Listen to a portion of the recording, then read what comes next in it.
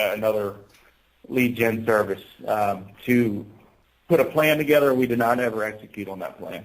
Okay, so in that capacity, that was an outsourced firm.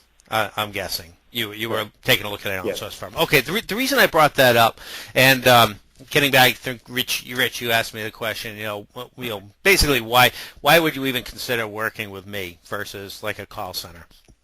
And I like to just touch on three things as far as what kind of differentiates me. And not to really, I don't want to come across like I'm trying to sell you on using me. I really would just rather like to see if we have a good fit, if it makes sense, that kind of thing. So no strong arming is going to be going on here. It's more of a just a fact-finding investigation.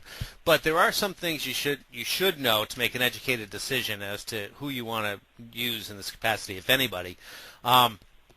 I come from a long background of working in call centers. I have about 10 years experience in a call center environment, and now I've launched my own company here. So I've got on and off about 3 years experience working with clients on my own behalf.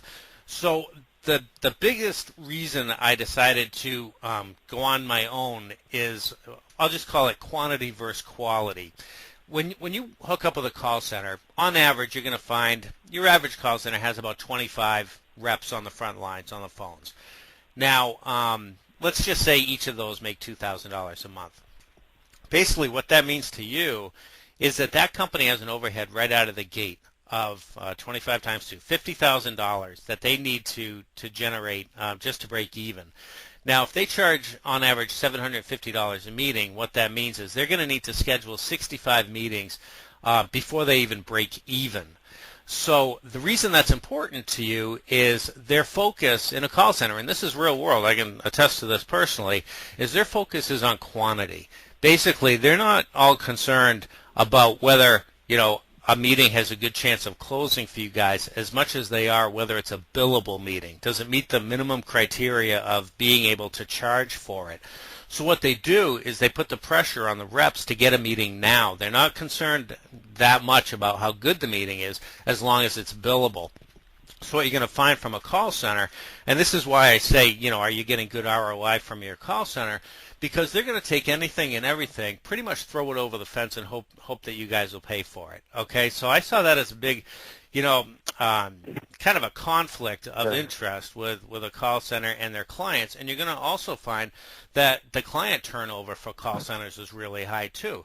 I was talking to one big call center in Massachusetts up here, and the guy says to me, it's easy to find a new client. It's tough to keep them. And the reason it's tough to keep them is because they focus on quantity.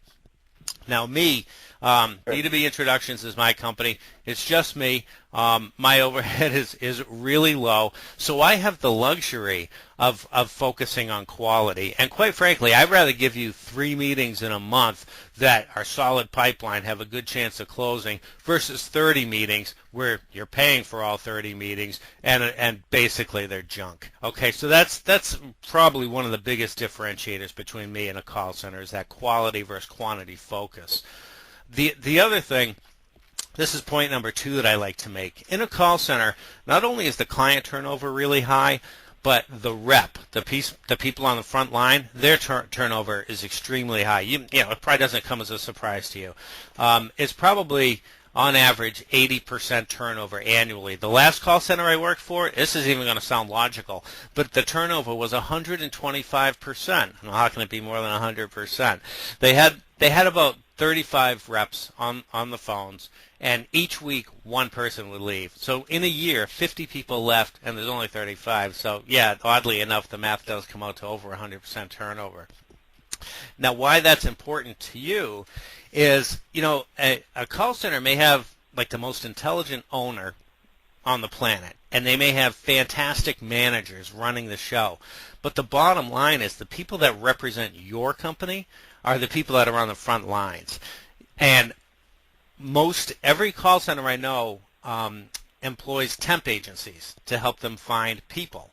So there's a good chance that the person on the front line is either a temp who doesn't know what they're doing, or it's somebody who took the job as kind of a stopgap job until they find a better job, because, again, probably doesn't come as a surprise, most people don't like cold calling, okay? So they're only in there for as long as they have to be. Well, what that means to you is the person that's representing your company to the prospect is in all likelihood, either inexperienced, disgruntled, just looking for another job, just there to get a paycheck. Like I said, I've been doing this 10 years. I do it my way now, so I can employ all the the best strategies and represent your company, obviously far better than somebody who's just looking to find another job. Okay, so that's point 2. And then the third and final topic I'd like to talk about is strategy. And I'll go into more detail on this in a bit, but call centers, as an owner or a manager of a call center, they want to make sure that their people are working. But the problem is it's really hard to identify a good metric. Like, how do you know if your people are actually working or not working? So they all kind of default to the same thing. They default to dials, and it usually comes to be about 100. Okay, yeah, we want you to make 100 dials a day. Okay, and that's the metric that they use for their people. Now, I can tell you from firsthand experience, if my metric were 100 dials, I could knock that out in about an hour and a half, quite literally. And so you got to wonder, well, what are they doing with the other 6.5 hours in their day? And again, I can tell you from firsthand experience, they're wasting it. They're chatting with their friends, they're online, they're surfing the net.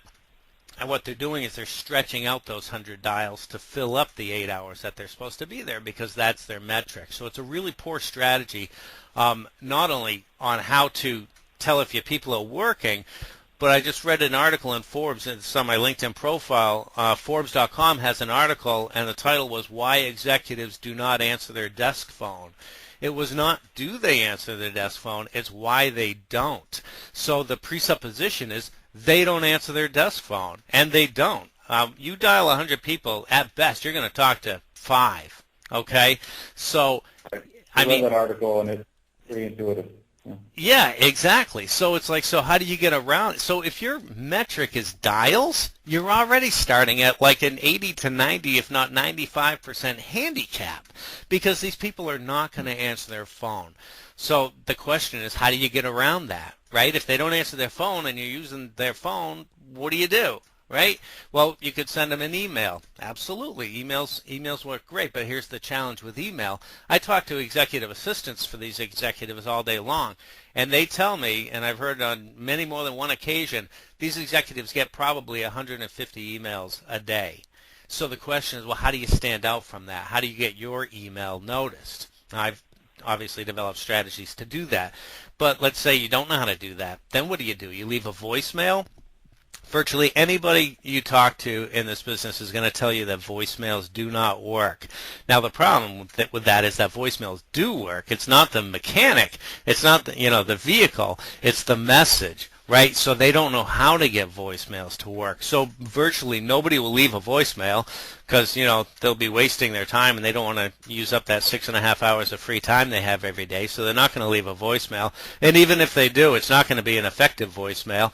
And because executives will not call a voicemail back unless you kind of really know how to do it. And I'm one of I don't mean to sound like I'm cocky or anything like that, but I am one of the few people, and there are others, but I'm one of the few that do know how to get a call back from a voicemail.